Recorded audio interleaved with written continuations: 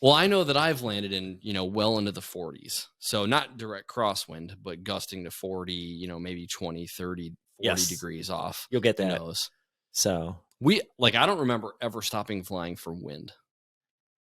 yeah. You'll fly the whole day out there and you'll be the only one talking on frequency. Yeah. You won't hear another airplane. And that's a busy frequency, 122.8, which is common. That's a common frequency. And there's plenty of them around here. You don't hear anybody. I remember there was one day when it was like super, super windy and the owner took all the flights. He had all the other pilots stop and he did all the flights. Well, I don't know if he still does that, but.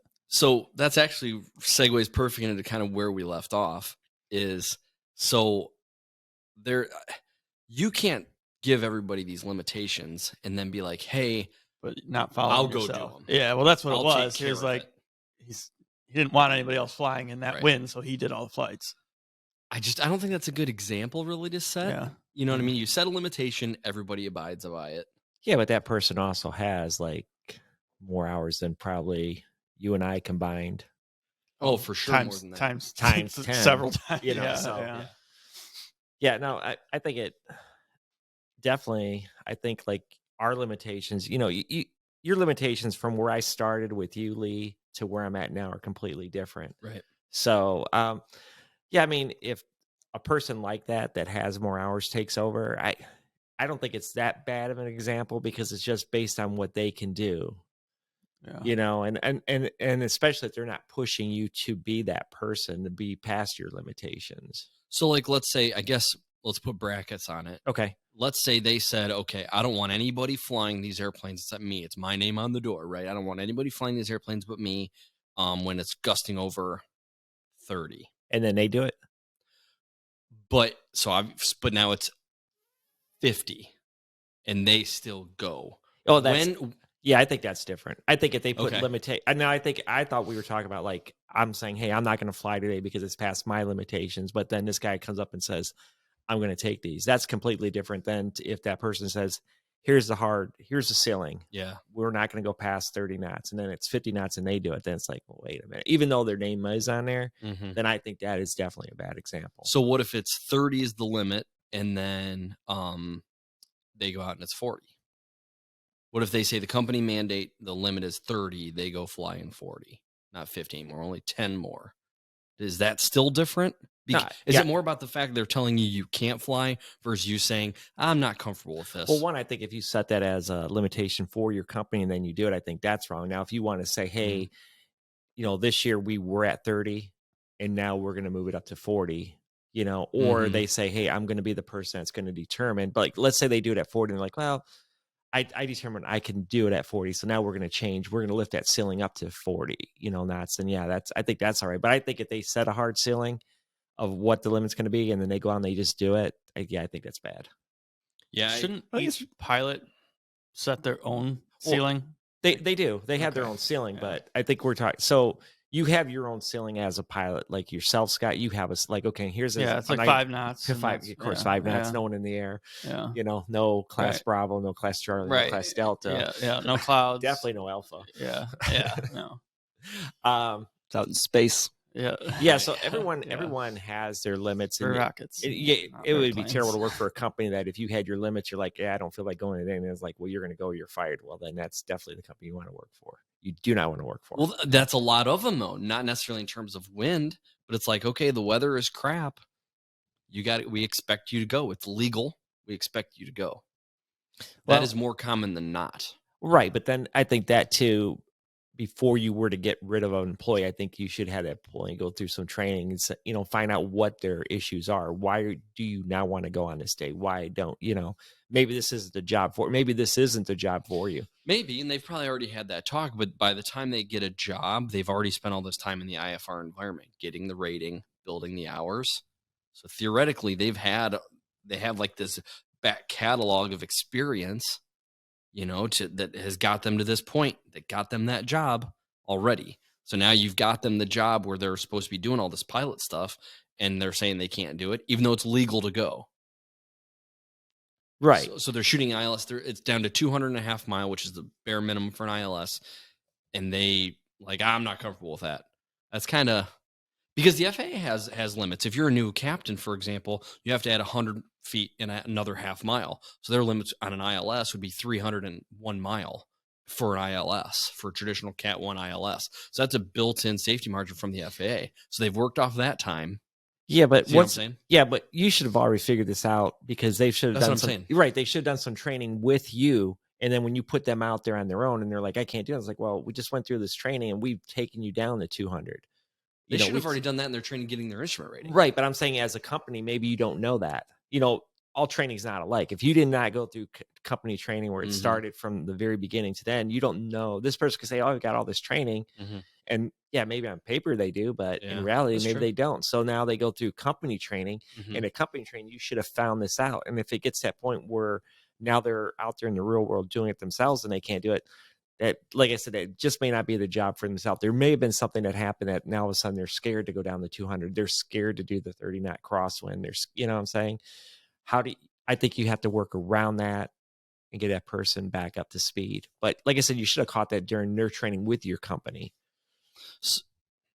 Yeah, to say the least. I'm not buying it. I'm not buying it. I'm not buying what you're selling. Well, you hired them with an expectation of a level of training. Correct. Then you awarded them that position in the airplane. Correct. And then they had to work an additional mandated by the FAA amount of time with higher minimums. They flew that whole time. Correct. Now they're back on normal minimums with every other PIC or SIC, whatever the case may be. And now they're saying they can't do it.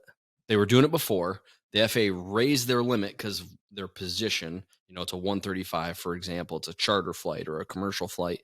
So it raised it while they work off some of their initial flight time, their initial operating experience, and then the minimums come back down. And so now there's an issue. And now if something happened, the company should know that it happened because it happened on their watch. Right. So if something happened to kind of scare them, they had a close call, engine failure, whatever the case may be, they should know about that because it happened on in one of their airplanes with one of their pilots, with their customer. You know what I'm saying? So let me ask this question. What if you were the company and this pilot did that? What would you do? What did they do? They declined a flight because it was at legal minimums? Sure. It was at whatever your guys' legal minimums are, and they declined it. What would you do as the owner? I guess it just depends on the size and scope. The expectation is that you will conduct that flight. It's legal. If it's legal for you, if it's at or above minimums, it's legal for you to depart. If it's at or above minimums, it's legal for you to start the approach. If it's at or above minimums, it's legal for you to shoot the approach. So, what would you do? Would you fire that person? Would you? You can't let it go. You can't let it go. Correct. Because they're getting an instrument proficiency check every 6 months where they're trained to this standard. There's just so many safety nets and backstops for this to not even be a thing. If I said I'm not going to shoot an approach to minimums, what the hell are you doing? Right. What are you doing in that seat? Exactly. I think so they Scott would never survive in a commercial environment. You would get rid of that person. Confused. You would pretty much. You would have to do something about addressing because you can't let pilots not do pilot stuff. Gotcha. I am not one to talk because I certainly wouldn't do any sort of close to minimums anywhere. But I kind of agree with Lee. Like if that's what you're expected to do, then you should do it. But also that's kind of I wouldn't do it. So I don't know. I don't know what I was gonna say, but that's why I would never work for as a commercial pilot because unless I have auto land, like the plane's doing it for me, and I'm just monitoring the system. See, that's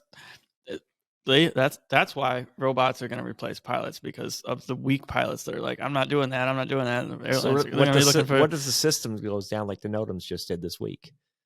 The autopilot's not going to land. Yeah, what if the pilot has a heart attack too? So that's why there should be two, theoretically, equally trained. We're all trained to PIC standards now, so for the most part. Yeah. So I think they should just raise the minimums up. That way, but that way everybody could do it. They're supposed to be flexible. That way everybody can do it. I'm going through my FIRC, my flight instructor renewal course online right now. Watching John and Martha King, and they were talking about how the FAA laws for a lot of those minimums, they're not designed for every flight environment. Yeah, like the VFR weather minimums are fine for like the flatlands of Ohio, but if you're going out to,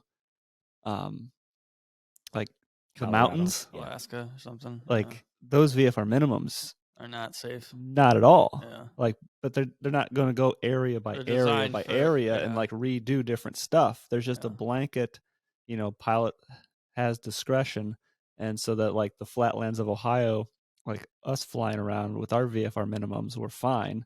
Yeah. But then like the people flying in mountains, that in theory need to know, hey, Yeah. those are the legal minimums, but you're an idiot if you go do those in mountains like at night. Yeah. Well, if you're in like tall mountains, that's why the rules change at 10,000 feet. You need 5 miles of visibility, not 1 mile. All those sorts of things. Yeah. Those are all baked in. Airplanes that can do it if it's flatland, they're going faster, so they still can recognize and see and avoid that tower or whatever the case may be, or that mountain, even if they're going slow. That's all. I think those rules are structured really, really well. Yeah. I think. I mean, although they're blanket. There's mountains less than 10,000 feet though that are still. I'm aware. Stay out of those. I'm aware. But Pay attention to your maximum elevation figure on your sectional if you're out there VFR flying. Pay attention to what airspace you're in, especially if you're doing like Altitude-wise. Port Clinton to Toledo. Let's pay attention to That's why I said the towers. There's towers out there. we take off 27. I learned that lesson. Yeah, right. This dude. Okay. Do we want to? I mean, what do we want to do with this? We got. Well, we're in the chat. We're in the Okay. chat part of it. We haven't started the actual episode yet. Okay. I figure start that at like Scott, 10. You wanna do any reading? No. I All can't see this far. Okay.